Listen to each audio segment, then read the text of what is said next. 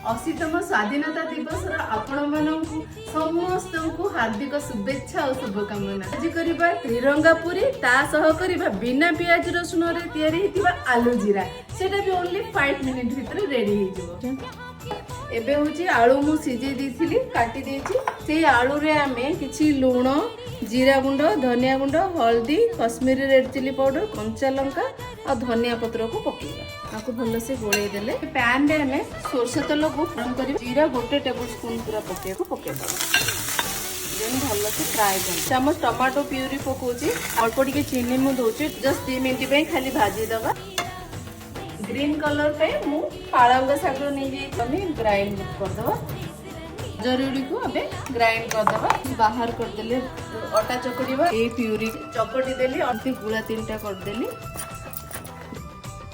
पूरी उड़ी को बेली देले ये हमर रेडी हे गेला